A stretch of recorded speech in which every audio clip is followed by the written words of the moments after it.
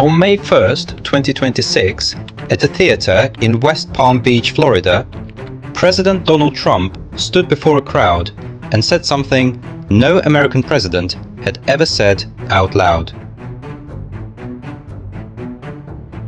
We took over the ship, we took over the cargo, we took over the oil. It's a very profitable business. We're like pirates. We're sort of like pirates, but we are not playing games. Diplomats inside the United Nations went quiet. Commodity markets moved within seconds. Legal scholars in London and The Hague reached for their phones. But while the world debated the word piracy, the reality unfolding on the water was already something far beyond language. For weeks, the world's most critical maritime choke point had functioned as a graveyard for global commerce. 20 million barrels of oil per day, 1/4 of all seaborne oil trade on Earth, had effectively stopped moving. Brent crude oscillating above $110. The Pentagon's bill for Operation Epic Fury surging past $4 billion in hardware alone. This was not just a war over nuclear weapons.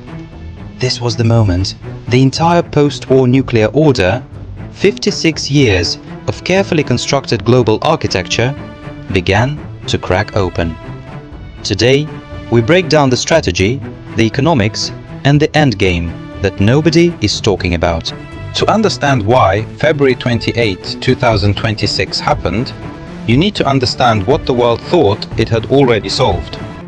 In 2002, a dissident group revealed that Iran had been secretly building uranium enrichment facilities at Natanz and a heavy water reactor at Arak. The world reacted with alarm. For the next 13 years, it tried everything: diplomacy, crippling sanctions, back-channel negotiations, more sanctions. Then, in 2015, it appeared to work. Iran signed the JCPOA, the Joint Comprehensive Plan of Action, with the United States, the UK, France, Germany, Russia, and China. Iran agreed to dismantle 2/3 of its centrifuges, cap its enrichment, and open its facilities to international inspectors. In return, hundreds of billions in frozen assets were released. Airlines resumed routes into Tehran. Ordinary Iranians, who had watched their savings collapse under a decade of sanctions, thought the isolation was finally ending. For 2 years, it held. Then 2018 arrived. President Trump withdrew the United States from the deal unilaterally. I am announcing today that the United States will withdraw from the Iran nuclear deal. Maximum pressure sanctions returned overnight. And Iran, watching the agreement it had honored collapse from the outside, began systematically exceeding every limit the JCPOA had placed on it. Centrifuge by centrifuge, percentage point by percentage point. The world had spent 13 years building a cage, and then unlocked the door itself. By December 2024, the IAEA delivered a report that stopped analysts cold. Iran had accumulated enough fissile material with the right configuration for multiple nuclear weapons within weeks. In early 2025, the Trump administration launched one final round of negotiations. Special Envoy Steve Witkoff met with Iranian Foreign Minister Abbas Araghchi in Oman, then Rome, then Muscat. A 60-day deadline was set. The deadline passed without agreement. What came next was, in the strategic logic of Washington and Tel Aviv, inevitable.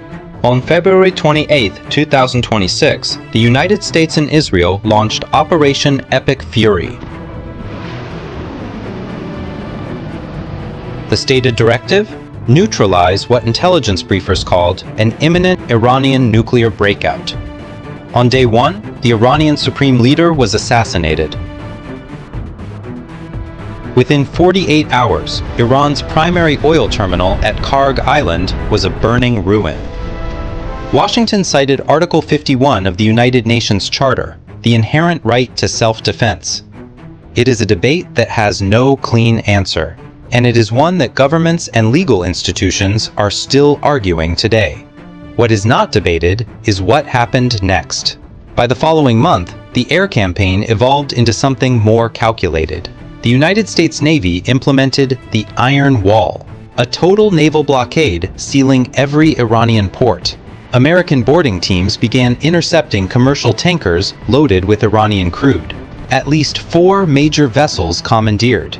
In retaliation, Iran's Revolutionary Guard Corps seized 11 international merchant ships, including the MSC Francesca. When Trump called it piracy, he was describing something that had no modern precedent. A calculated form of economic warfare where seized natural resources are liquidated directly to offset the compounding multi-billion-dollar cost of the war itself. Every conflict has a ledger. 15 American service members confirmed killed, over 500 wounded. The United Nations reports more than 3,600 Iranian fatalities, including nearly 1,700 civilians. Over 3 million people internally displaced, creating a humanitarian emergency that neither the region nor Western Europe is equipped to absorb.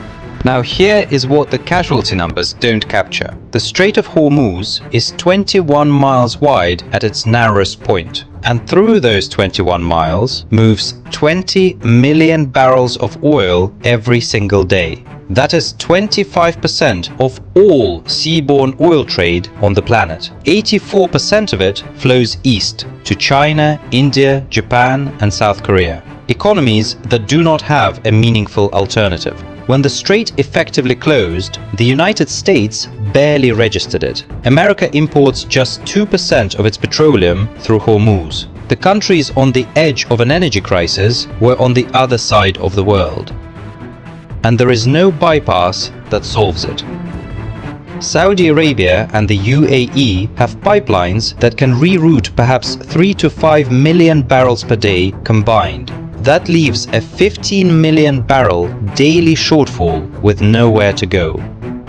The London School of Economics described it precisely. This is not a regional oil story. It is a global inflation, shipping, and growth story.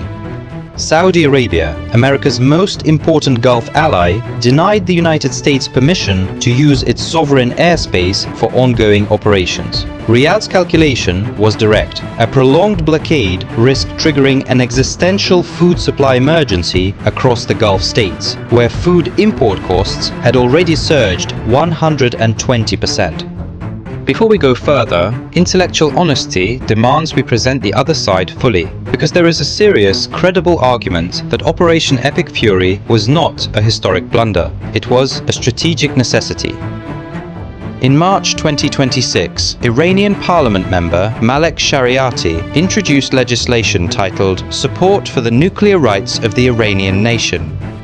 3 pillars: formal withdrawal from the NPT, repeal of all laws implementing the 2015 nuclear deal, and pursuit of new nuclear agreements with the Shanghai Cooperation Organization and BRICS. The next proliferator will not make the same mistake. They will not negotiate. They will not invite inspectors. They will move in secret, and they will weaponize before anyone can stop them. History will record the 2026 Iran crisis as one of the most consequential events of the century.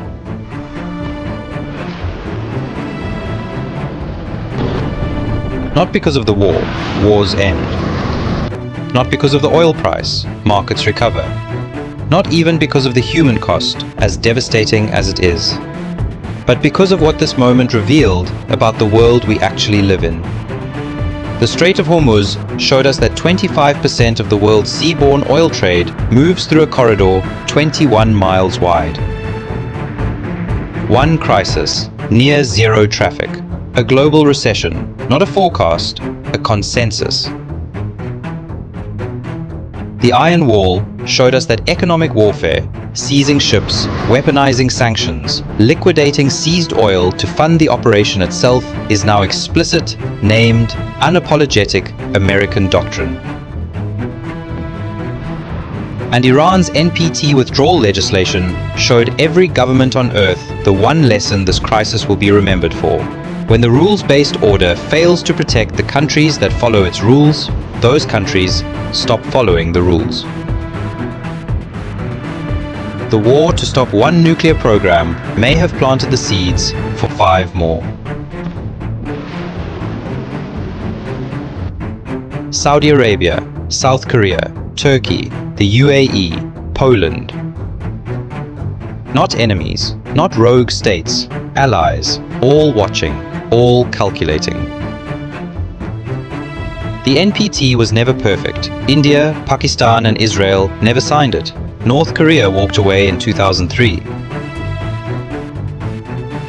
But for 56 years, it held the line against the cascade. That line is now in serious question. The sources for every data point in this video are in the description below. The question we leave with you is not about the price of oil. It is this. In a world where following the nuclear rules no longer guarantees your survival, what comes next? You are watching Lyra Thesis. We will see you in the next analysis.